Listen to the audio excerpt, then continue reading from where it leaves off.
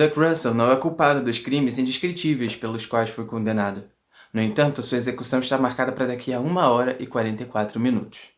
Como sempre, em noites atrozes como esta, o ponteiro do relógio parece andar mais rápido à medida que o momento final se aproxima. Atravessei penosamente 2 dessas contagens regressivas em outros estados. Uma delas chegou ao fim, e meu parceiro disse suas últimas palavras. Na outra, o sujeito conseguiu escapar no milagroso desfecho. É assim que começa então a escolha da tag inéditos para o mês de setembro de 2020. Caso você não me conheça, muito prazer, eu sou o Alec Costa, eu tenho um canal aqui no YouTube chamado Umcaholic e a partir de hoje eu tô aqui também como resenhista no canal da tag Experiências Literárias.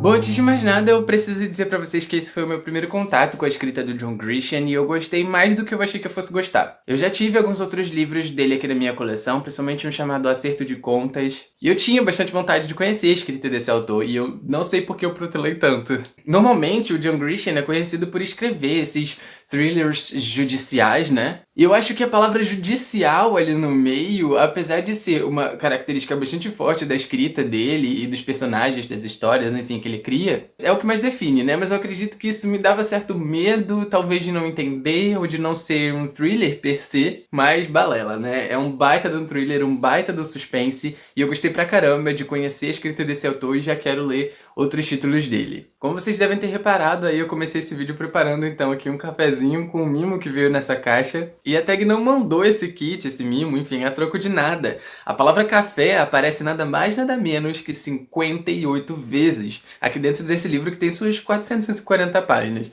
São exatas 58 vezes. Como um bom amante de café e dependente, né, da cafeína, eu me identifiquei bastante com o personagem principal aqui nesse aspecto.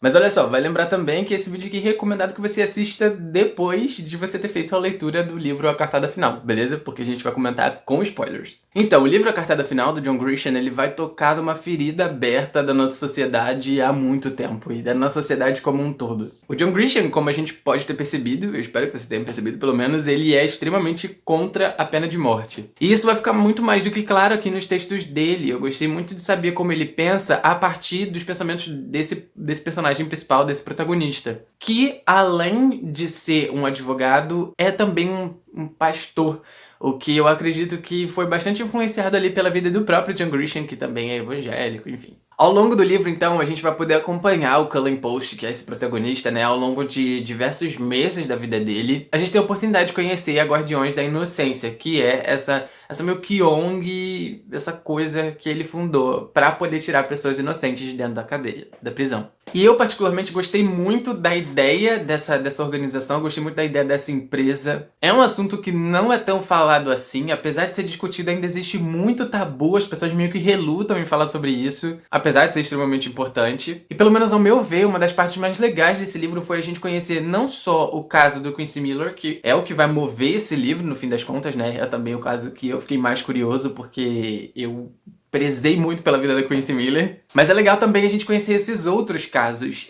Pelo menos ao meu ver, o John Grisham pode até puxar uma sériezinha, uma coisa, pra gente conhecer outros casos da Guardiões da Inocência. Eu gostei pra caramba de conhecer esses outros, principalmente aquele outro caso, que eu esqueci agora o nome, do rapaz negro que foi acusado de ter estuprado uma menina quando ele não estuprou. Uma coisa que o John Grisham vai fazer aqui ao longo do livro inteiro é dar o ponto de vista dele, que é um homem branco e hétero e cristão, da questão toda da pena de morte. É muito necessário, fundamental que a gente faça esse recorte, porque ele ainda tá dando o ponto de vista branco dele. Ainda é o ponto de vista de um homem que tem todos os privilégios possíveis e imagináveis. Com grana, branco, cristão, branco. Mas ao mesmo tempo, pela formação dele e tudo mais, ele ter trabalhado ali nos tribunais e tal, ele tem um ponto de vista bastante certeiro e muito, muito válido da questão toda penal ali nos Estados Unidos. E uma coisa que eu, enquanto homem negro, gostei pra caramba aqui nesse livro foi a forma que ele lidou com tudo isso, o jeito que ele usou pra contar essa história. Ele foi extremamente delicado, responsável pra falar sobre certas situações, apesar de eu não ter gostado dele só se referir aos negros como negros, sabe? Enquanto o homem branco, por exemplo, o Townsend, ele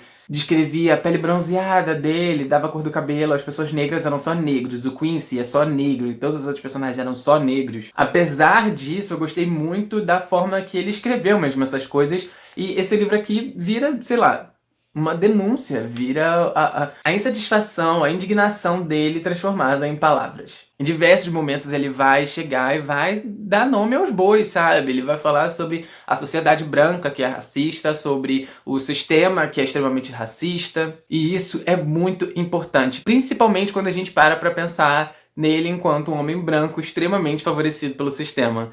É necessário que ele use a voz dele pra denunciar esse tipo de coisa. Esse é um livro relativamente grandinho, né? Os outros livros dele são um pouquinho menor, eu acredito. Mas esse aqui tem 441 páginas e ali no começo eu tava extremamente perdido. Esse livro tem muito personagem, tem muita coisa acontecendo. Você tem o caso do Quincy Miller, mas você também tem a vida pessoal do Canlen Post, mas você também tem os outros casos da Guardiões da Inocência, né? Eu sempre falo Guardiões da Infância. E apesar de eu querer acompanhar tudo isso, às vezes o meu cérebro não dava conta e eu precisava voltar pra reler. Isso foi uma coisa que me incomodou um pouquinho. Mas quando foi chegando ali mais pra, sei lá, uns 20, 30% do livro, por volta ali da página 100 e tal, eu já tava tomando controle das coisas, continuava aparecendo personagem depois de personagem, testemunha depois de testemunha. E às vezes eu ficava perdido, mas já deu pra controlar um pouco mais a situação. Quando foi na parte lá que a gente tem a solução do caso do rapaz e ele finalmente consegue a inocência dele depois de ser provado que ele não estuprou aquela menina,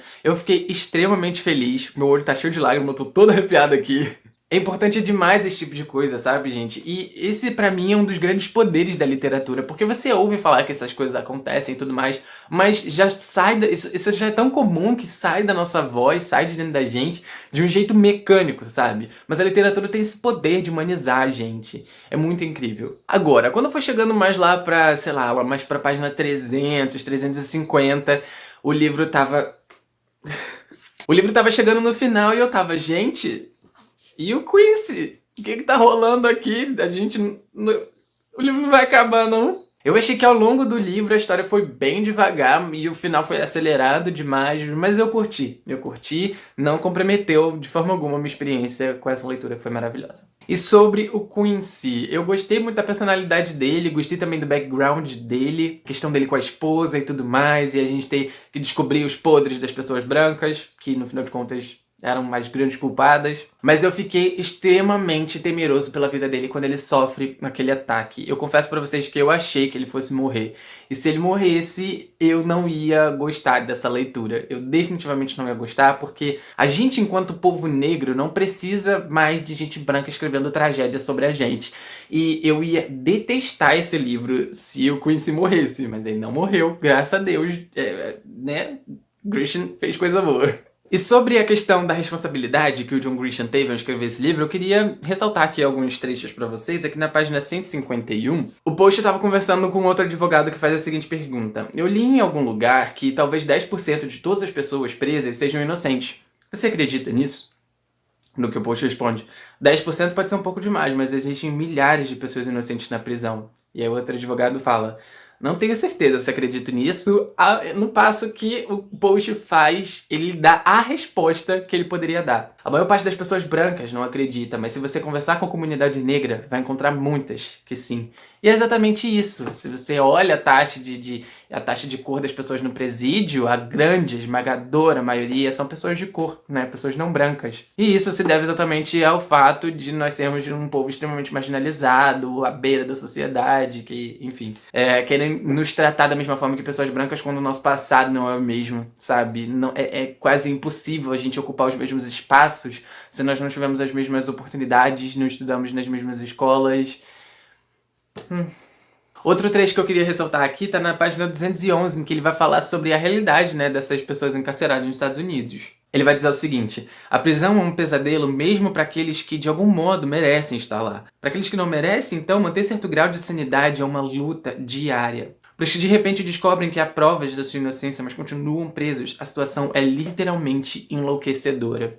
É meio complicado a gente cobrar certo nível de decência, certo nível de etiqueta, talvez, desse cara que tá lá preso sem ter feito nada. Quando eu comecei a ler esse livro, que volto a dizer, foi o meu primeiro contato com a escrita do John Grisham, como eu já disse, o judiciário, no nome do gênero, me assustava. Eu achei que ele fosse ser um pouco mais difícil, complicado. E eu fiquei muito chocado quando eu cheguei aqui e eu encontrei de fato um suspense. Gente do céu, o que foi aquele rolê lá do Tyler Townsend sendo quase engolido pelos crocodilos. Gente, eu fiquei muito de cara, eu até fiz os stories lá no meu Instagram, porque eu fiquei realmente muito chocado, eu não esperava isso aqui, esse nível de macabro nas histórias do John Grisham. Sobre a questão da responsabilidade do Grisham que eu comentei com vocês, aqui na página 8 da revistinha desse mês, no penúltimo parágrafo, a gente vai encontrar uma declaração que o John Grisham não deixou no livro, mas que ele fez num dos eventos de lançamento, que é o seguinte: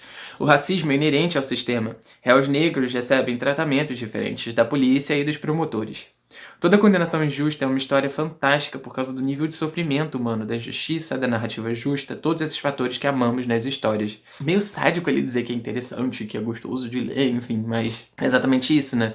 Até nessa situação, encarcerado, nós temos tratamento diferente. Então, eu gosto bastante da discussão meio que racial que ele vai levantar aqui ao longo do livro, apesar de ser um homem branco, né? Que dificilmente se enxerga como racializado. Uma última recomendação antes de eu me despedir de vocês, caso vocês tenham gostado dessa discussão sobre prisão injusta e tudo mais, com a questão racial ali envolvida, eu recomendo muito que vocês leiam um livro de um dos meus autores favoritos, que é o James Baldwin, e o livro se chama Se a Rua Bill Falasse. Aqui a gente vai ter essa história escrita e protagonizada, né, por uma pessoa negra. Então eu espero muito que vocês gostem, gosto muito desse autor, e é isso.